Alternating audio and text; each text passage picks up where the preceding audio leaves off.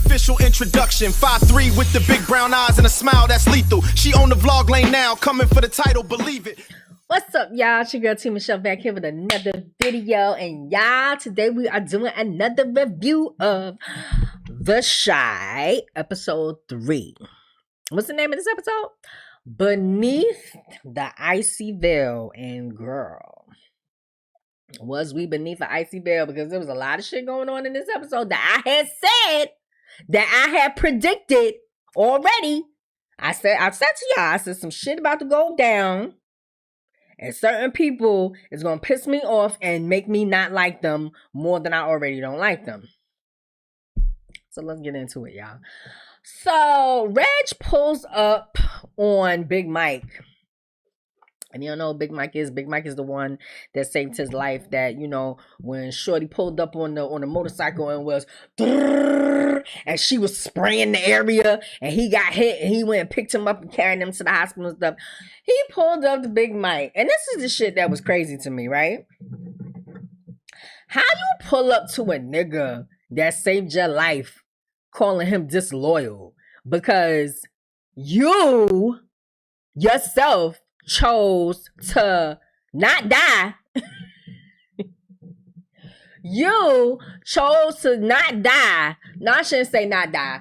You chose. You gonna be mad and pull up to a nigga and call him disloyal because when you lived, you chose not to tell him that you was alive, so he went ahead and ended up getting with your ops because your ops is up right now. But dude, you didn't even say, you hit up everybody else and you ain't hit up the one nigga that saved your life, and you pulling up on him calling him disloyal. But to be honest, Big Mike looked like he don't even care. Big Mike is like, nigga, if I would have known that she was alive, you know, this could have went a little bit different. But I didn't know that she was alive. So what you want me to do? Oh, fuck you, nigga. Like, nigga, fuck you. He saved your life. Nigga, fuck you. And you ain't hit him back? Like, fuck you. But like I said, Big Mike looked like he ain't even pressed about that whole situation. It's like, nigga, it is what it is. Victor and Rashad are out. That happened too quick. That happened too quick for me, y'all. That happened too quick. It was just like, y'all niggas was really looking at life in prison. There wasn't no trial. I mean, I guess they just wanted to cut straight to the meat. I guess they wanted to just cut to the meat because one episode they in jail, then the next episode they not. You know? So Jake pulls up and picks them up in his little whip or whatever. I don't know whose whip it was because he was like, he was asking, Victor was asking about the G-Wagon. He was like, oh, Reg got that. Reg took it. So Jake is like, so Tiffany want to see y'all. I told y'all Tiffany is the new Alicia. Like how she moving, how she acting. She moving like Alicia, like, yo, I got you. Bring them to me. When they come home, bring them to me. So Jake takes them over there. Rashad with his old dusty ass. I need some work. Where can I work? You know, I need something too. She worried about Victor. Victor's sitting there mean mugging because he see that her and Nuck is together. And her and Nuck are living in the same house. So he like, bitch, already? Like, I delivered your baby, ho. Like, I delivered your baby, ho. Like, you for real had this nigga up in the house and stuff. So Victor sitting up there looking at him, looking at the two of them, and Rashad, just like I said, with his old dusty ass, he don't never do shit for himself. He always looking for come off for other people. Like I said, he a real cornball. But Rashad is just like, yeah, I need a job too, and I'll do anything. And da. It's like, yeah, so you know, we opened up the shop again, and you can go back to sweeping up the shop. He's like, yeah, I'll do it. Like a real crackhead. So then I love me some Victor because Victor does not care. Victor starts questioning her and questioning Nuck and asking if Nuck had killed the pastor and all type of stuff, and she's just like, oh, calm down and no, and no, it's not like that, and he's just like, And she gives them a bag of money. She like, this will take care of y'all until y'all get back on y'all feet or whatever like that. But the nigga still looking side-eye and nuck like, nigga, I know that you crazy and you did some fucked up shit. Like, I know that you did. So then he like, I know he was being shady too. He was like, thank you for the letters. She was like, no problem. And Nuck was like, you writing this nigga letters? She was like, it was only a few times. Tiffany is not stupid. I keep telling y'all. Tiffany is not stupid. And she know exactly who she want to be with. But she's playing the game because she knows what really happened between Nuck and her baby father. She know. Tiffany know. So then, Victor and Michelle make their way over to their house or whatever like that. And of course, that nigga Reg is up in there. And he get this nigga all that money in the bag. The bag that Tiffany gave him, he get the whole thing to Reg. Like, here, I know what you want. And I know what it'll take to get you moving is money. So here, take it and go. Gave the nigga the whole bag. I would have gave him the whole bag. I would have gave him like a couple of G's. Like, you know, a couple of stacks. You know, but the whole bag? Who knows how much was in that bag? But it was a bag full of money. Like, but anyway, I guess anything to get rid of that nigga. And he went with the quickness. He didn't even ask no questions. He was just like, oh, okay, all right, I'll go.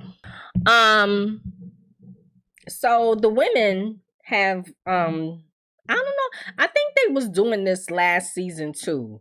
With the sister circle, they was doing, you know, how the men had the men's circle, and you know, Keisha was doing the sister circle and all that stuff.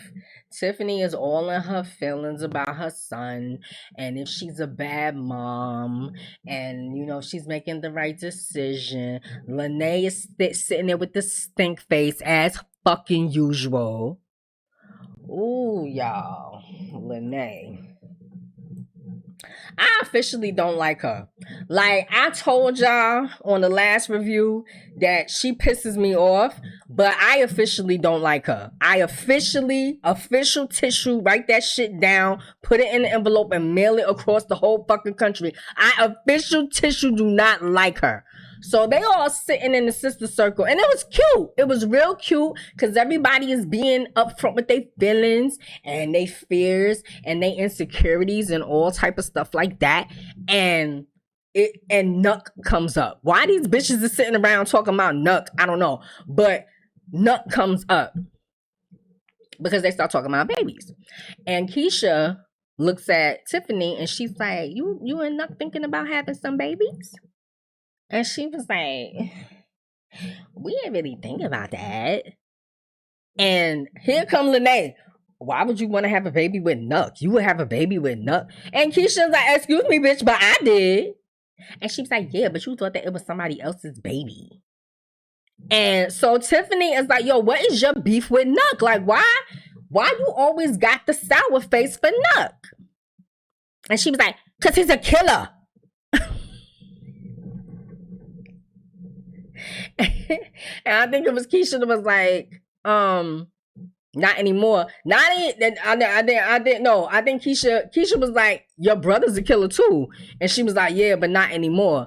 But I think the thing that set her off was the fact that after Keisha had said, I had a baby for him, and she was like, yeah, but you thought it was somebody else's. And then Keisha was like, yeah, but even if I knew it was his beforehand, I still would have had his baby. I think, now why Tiffany didn't say, excuse me? I don't know. But you, because I do think that Tiffany got a little feelings for him, but probably not the same way. But even still, like I said, I don't know why these bitches were sitting around talking about Nuck. But that's how the conversation stirred towards what Lene said when she was like, yeah, but your brother's a killer. And she said, yeah, but not anymore. And Tiffany's like, okay, but who did he kill? And she didn't hesitate. She was like, the pastor? Y'all, I was like, why would you say that? Why would you tell his girl that?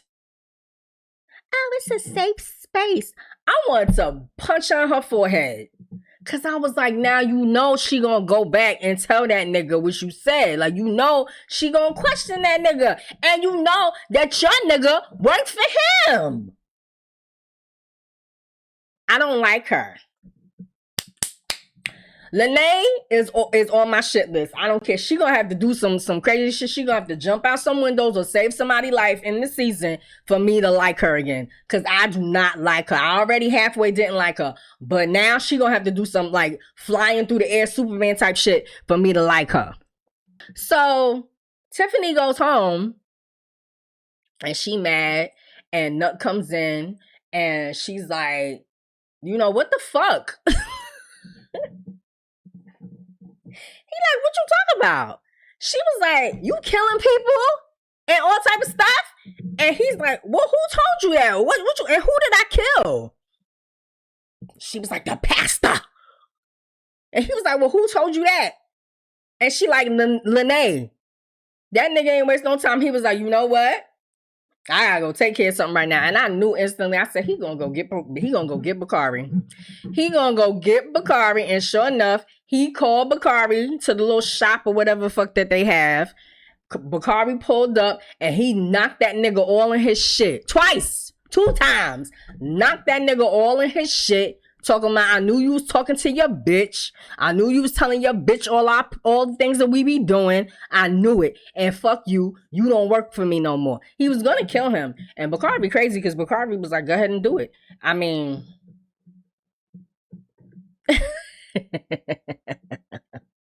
Bakari like, go ahead, do it, nigga. Like, shit, my book ain't selling. My bitch getting on my nerve. Like, go ahead, do it. He ain't kill him, no. He just beat his ass. And then Bakari is like, ugh, goes home. And this is the shit that really was like, uh-huh. He was like, did you do that shit on purpose when he went home and told the name? She was like, it was supposed to be a safe space and da-da-da-da-da-da. And he was like, did you do this shit on purpose because you want me out the game? Because she was like, you don't need to be working for that nigga anyway. And blah, blah, blah, blah. And he was like, did you do this on purpose? And she was like, no. Yes, you did, bitch. Yes, you did. And listen, I may have dibbled and dabbled with street niggas from at one point in life. You know, I'm not judging her. You know, I might have dibbled and dabbled a little bit. When you fucking with a street nigga, I can understand you wanting to get him out of that so that y'all could buy the little house on the hill with the grass and the white picket fence and shit like that. All right. Listen, I understand. But you don't do it like that if you trying to get him out. You know what I'm saying? You don't do it like that. You gotta be on some belly shit. Like Tion and Nas and Belly. Like, you gotta be like, let's just go to Africa. Like, let's just take this and just go and just forget everybody and just go to Africa. You gotta do some shit like that. You don't go tell the dude that he worked for, or tell his girl, tell the girl of the nigga that he worked for that he been telling you everything and basically telling you about a whole bunch of illegal activity. Like, you don't do that if you trying to get him out the game. You trying to get him fired or whatever the fuck. This ain't no regular job. This is a street job. He a street nigga. You can't just go doing shit like that. She legit could have got him killed just then. And then what she would have did. Bakari mad because now he got to go get a real job and he got to do real people shit. He got to go do normal people shit, you know, and he gonna be broke. So Reg pulls back up to I don't know her name in the show, Reagan Gomez, because I don't know her name on the show. Pulls back up to her house now that he got the bag of money and he balling now, or he feel like he balling. He pulls back up to the house where she at and start doing the same lame shit that niggas be doing when they want you to do something for them, but they don't want to flat out just say, can you do this for me? He pull up to her and talking about, I want to move back in and I want to do that. He basically want to push weight from her house like he was doing. You know, he set up operations there. So he's like, yeah, you know, I want to come back to you and stuff. And I love you and I love you. And I'm sitting there like, bitch, don't fall for that shit. Don't fall for that shit, bitch. And what she did, she fell for it.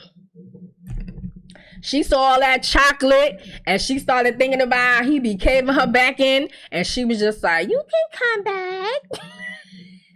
Not to mention the money, that he had the money in the bag. So she was, you can come back. It's okay. But that nigga don't love you. Like, fuck out of here. Kenya pulls up on Emmett to talk about Papa. And how Papa is not the same. Papa is changing. Because, you know, she had a conversation with him. And he's saying how, you know, he lost his father. And she's like, yeah, we both lost our father. But I'm dealing with it a different way. And you smoking all the time. And you drinking. You not going to church. None of that stuff. You not doing none of that stuff. And he's just like, yeah, because I'm paranoid. And I feel like something's going to happen to me. And all type of stuff. It's very sad. Like, I hate to see Papa go through this. You know what I'm saying? As somebody who has lost their father and their father being a big part of their life, their mentor, you know, the person that guided them, the person that gave them the best advice and all type of stuff, I can completely understand why you would go off the rail losing somebody like that. And then you have another mentor and he gets killed. So I can understand why Papa feel the way he feel. But it's sad because, you know, Papa's the positive one. He the positive one. He's the one that was always giving hugs. He was the one that smoked, but didn't smoke that much. You know, he didn't drink. He didn't do all that stuff. You know, preacher's kid, quoting scripture, telling people that they got to go to church. You know, it's sad to see him just smoking and drinking and looking a mess, like, and being depressed and all type of stuff. It's really sad.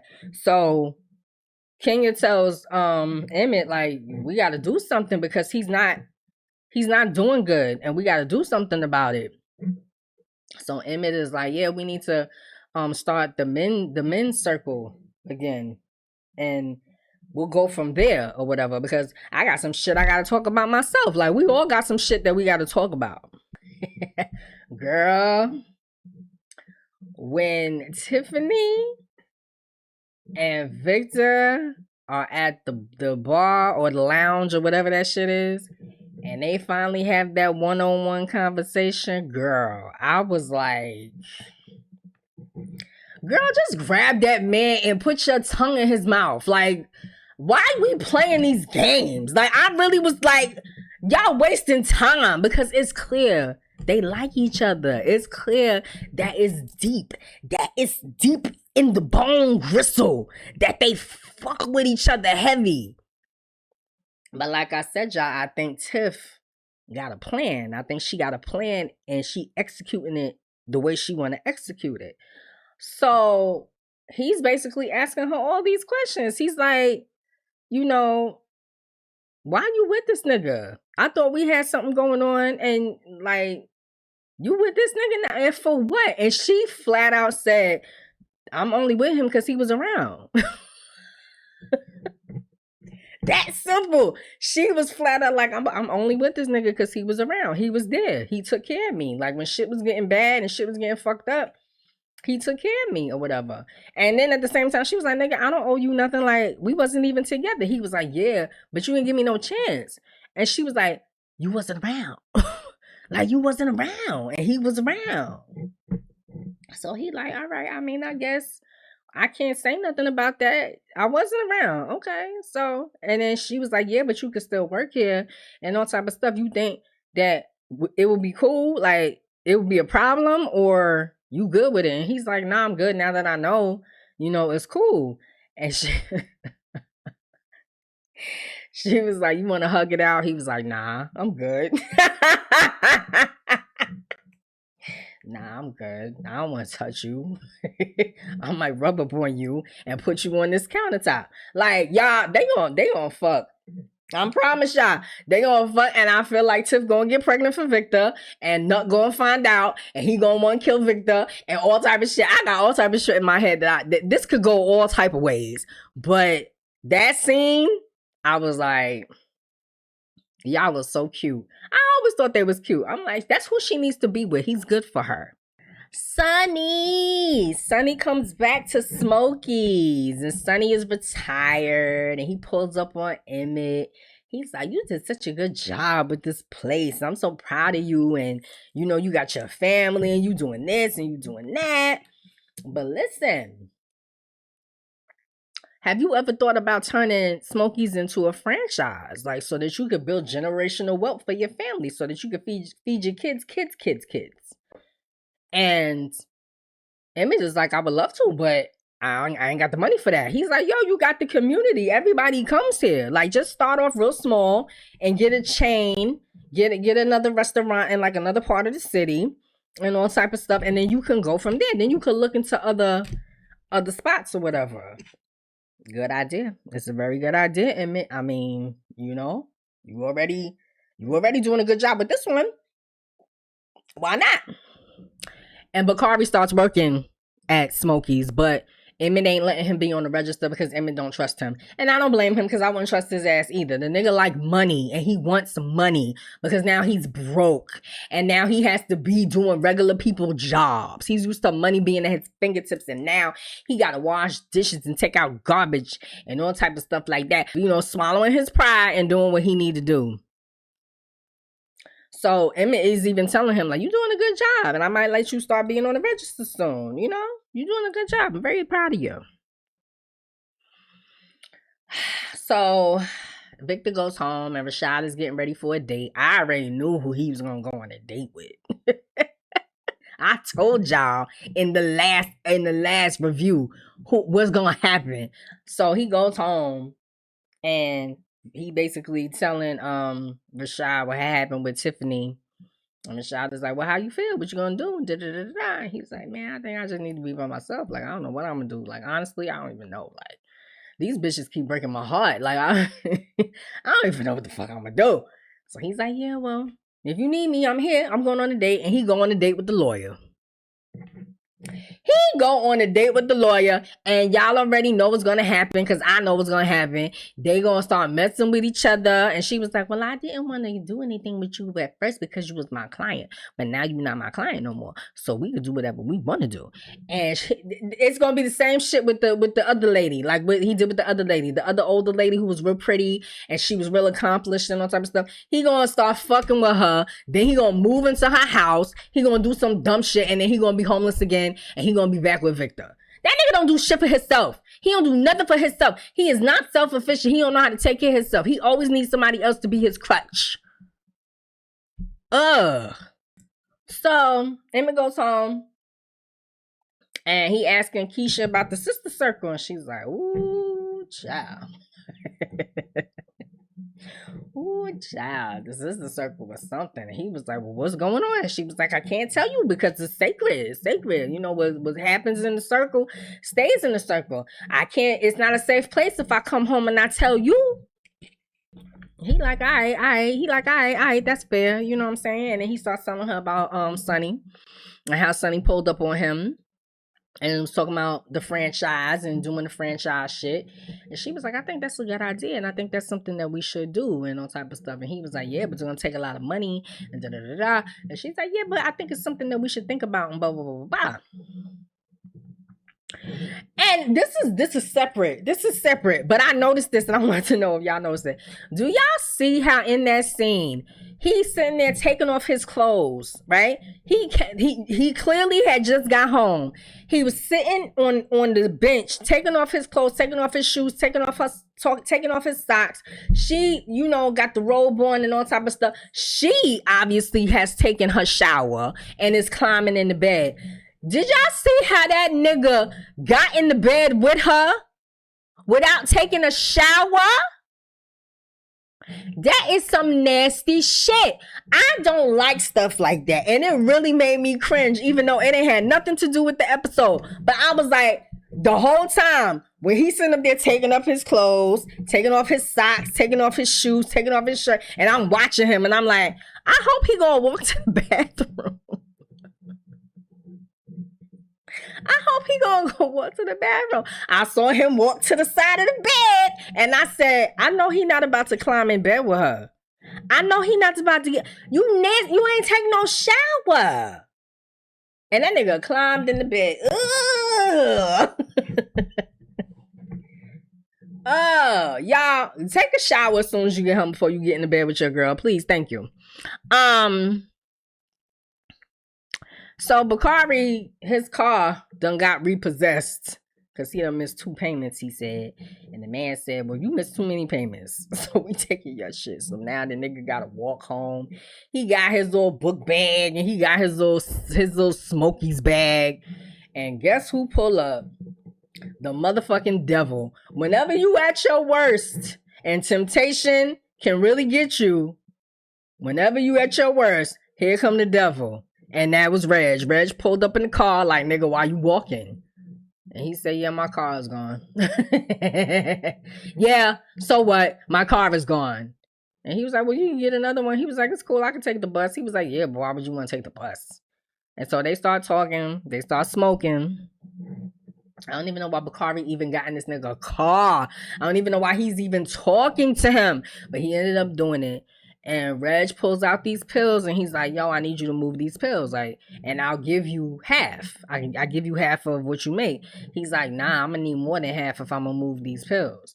He was like, well, I don't know about all that. And they start negotiating all type of stuff. And I'm sitting there like, oh my God, this is about to be really bad. Cause Reggie is, why, Bakari? Ain't shit already fucked up enough for you? But he takes the pills, and I think Reg agrees to give him 70% or something like that if he move it, but he gotta move it in 24 hours. And he's like, I can't do it in 24 hours, but I could do it in 48. He was like, nah, I ain't doing 48. He said, well, then sell this shit yourself then, if that's the case. And then he agrees, and Bakari takes the pills and goes and does the whatever fuck shit he about to do. That's not good. That's not okay. Like, I hope Bakari be okay. I really do. So, this last scene. So, the episode ends with Tiff and Nuck in the bathtub, and he washing her body, and he whispering sweet nothings in her ear, and that bitch look blank, like she just blank.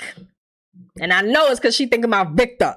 Because she thinking about Victor doing all type of stuff, rearranging her insides and knocking the Mario coins out her pussy. I know that's what she doing when she's sitting there just, and he whispering sweet nothings in her ear. He's like, I love you.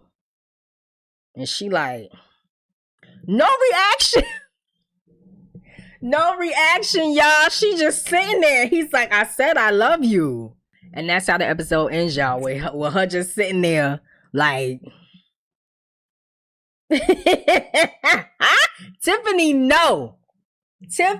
knows he killed Rob. Especially now that it has been confirmed by, because she said it to him when she asked him about it. She was like, why are more than one people telling me that you killed the pastor? Too many people are telling me that you killed the pastor. So now that she know he done killed the pastor, she know he killed her baby. He killed her baby father. She positive now that he killed her baby father. And I'm telling y'all, that look in her face, mine is thinking about Victor knocking the Mario coins out her pussy. She is thinking, how the fuck I'm gonna get rid of this nigga? I gotta play this real cool. Now this nigga talking about he love me. I got him exactly where I want him. But yeah, y'all, that was episode 3. It's heating up. It's heating up on the shot. I don't know what's gonna happen, y'all. We gonna have to wait until next week to see what goes on. You know, what's your predictions? I want y'all to tell me what y'all think. What y'all think gonna happen? You think Tiff and Vic gonna team up against Nuck? You think Bakari gonna get killed? You think he gonna leave Lene? He need to leave Lene's stupid ass. But anyway, y'all, like, comment, and subscribe. Make sure you hit that notification bell so that you know the next time I post. And I'm gonna see y'all next week. You know, let's do this again, same time, same place next week. And I love y'all. See y'all in the next one. Peace. I'll take over, you better learn it. The queen is here to stay, the game is over, yeah, she earned it. The queen is here to stay, the game is over, yeah, she earned it. That's Tracy Michelle, putting the whole city down. The queen is here to stay, the game is over, yeah, she earned it. Tracy Michelle.